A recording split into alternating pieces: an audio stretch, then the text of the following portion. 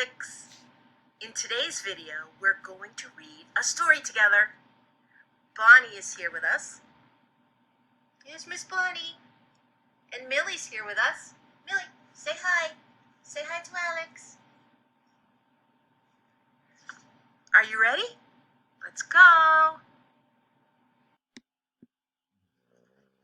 Today's book is called The 7 Silly Eaters by Mary Ann Hoberman, illustrated by Marla Frazee.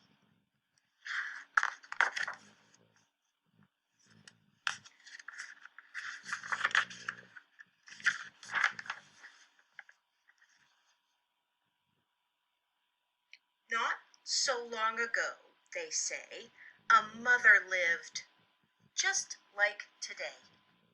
Mrs. Peters was her name. Her little boy was named the same. Now, Peter was a perfect son in every way except for one.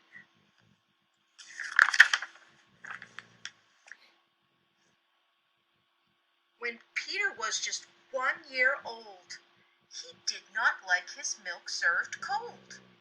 He did not like his milk served hot. He liked it warm, and he would not drink it if he was not sure it was the proper temperature. But Mrs. Peters did not mind.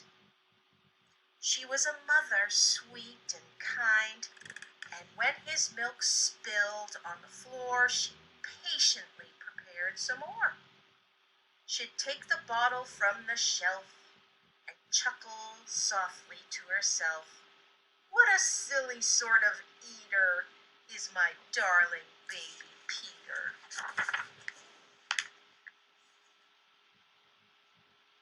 When Peter had not yet turned 2, another baby, sweet and new, was born.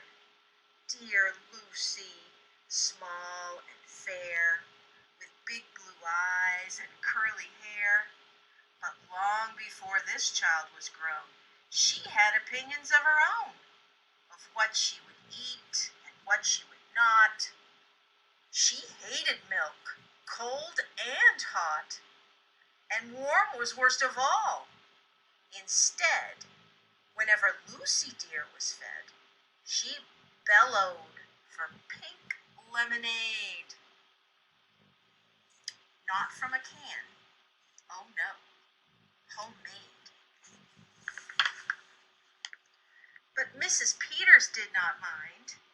She squeezed each lemon to its rind while mopping milk up off the floor and patiently preparing more. She'd take the lemons from the shelf and giggle softly to herself. Oh, what a silly pair of eaters are Lucy dear and Peter Peters. Now, Lucy grew and Peter grew till he was 3 and she was 2. And who was 1? Why, little Jack, with eyes so brown and hair so black. A happy baby, never cross, but all he would eat was applesauce. Oh, peeling apples by the pound, Mrs. Peters faintly frowned. She'd take the apples from the shelf and murmur weakly to herself, what a silly bunch of eaters are Lucy, Jack, and Peter Peters. Peter, Lucy, and young Jack had another brother named Mac. He was charming, round, and plump, but if his oatmeal had a lump, Mac would dump it on the cat. Mrs. Peters hated that. But since she loved her children 4, she strained the oatmeal 2 times more. She'd take it from the pantry shelf and mumble sadly to herself, oh, what a foolish group of eaters are all my precious little Peters.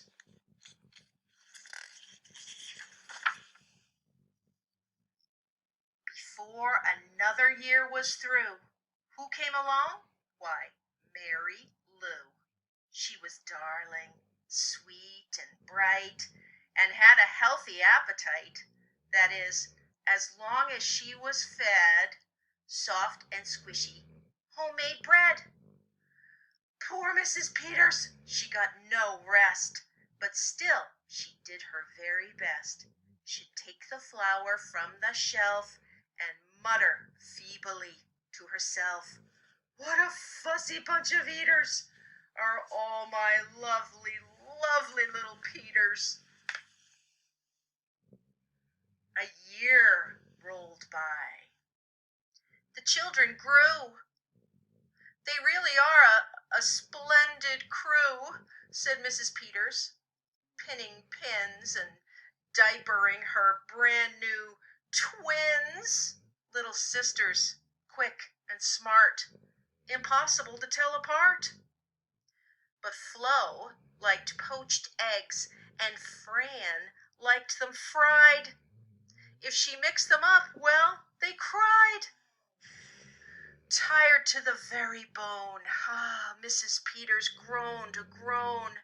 She'd take the eggs down from the shelf and whisper weakly to herself, "What persnickety young eaters are my 7 little Peters." Now, time went by, as time will do, and as it passed, the children grew. The problem was that as they grew, their appetites kept growing too. But not their choice of what to eat. No, each child continued to repeat what they wanted, what they'd had before. Creamy oatmeal, pots of it, homemade bread, and lots of it, peeling apples by the peck. Mrs. Peters became a wreck. She wiped her brow and heaved a sigh. Another year was passing by.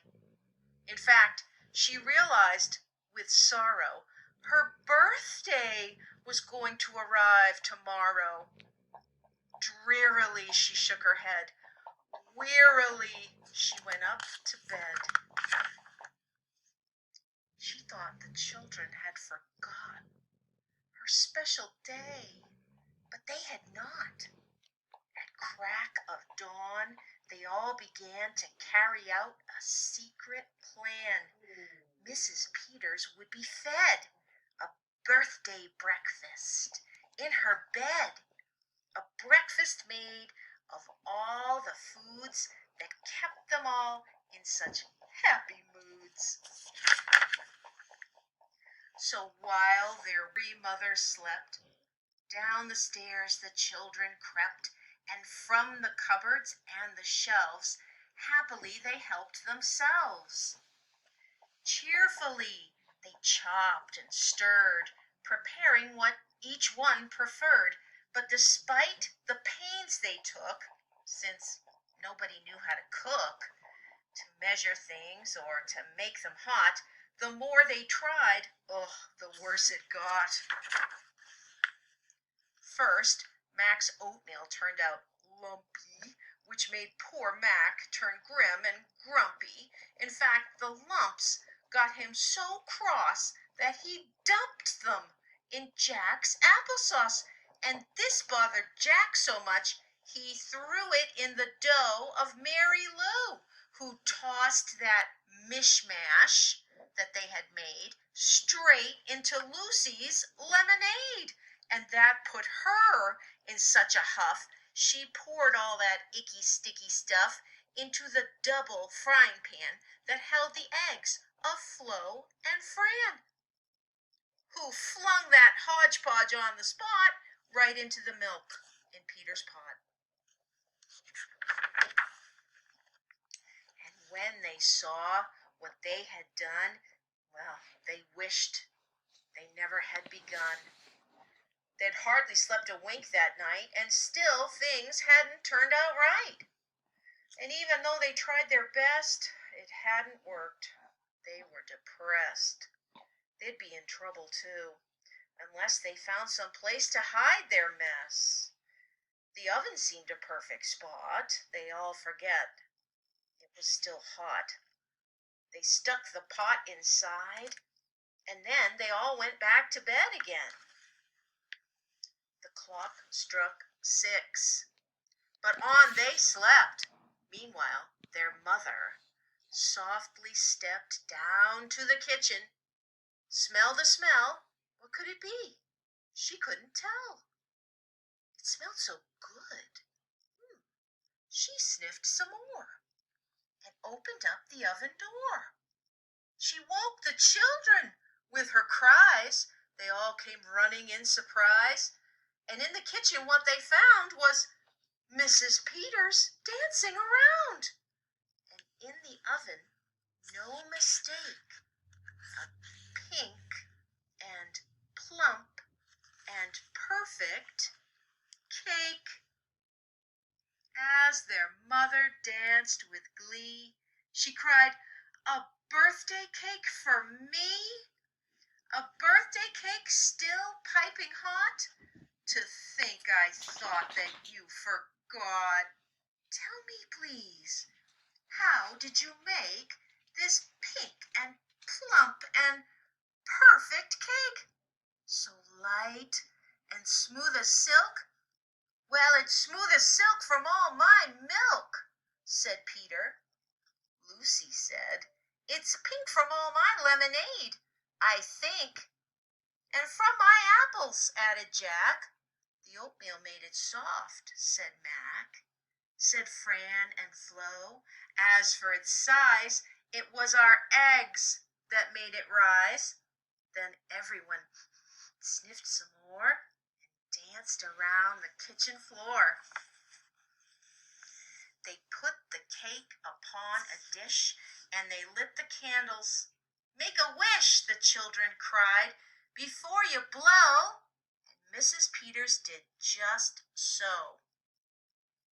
And what is more, her wish came true, as birthday wishes always do. And from that day to this, 'tis said the Peters family all is fed. One single, simple meal, just one. A meal that's good for everyone. A meal on which they all agree, made from their secret recipe. They all take turns in mixing it. They all take turns in fixing it. It's thick to beat and quick to bake. It's fine to eat and fun to make. It's Mrs. Peters' birthday cake. Did you like that story, Alex? I did. That's one of my favorite stories. Can you imagine? Can you imagine making a cake out of all those things all mashed together? And it comes out all pink and fluffy and delicious? I think that's a pretty magic cake. Thanks for listening, Alex. I'll see you next time. We will read another story together. Love you.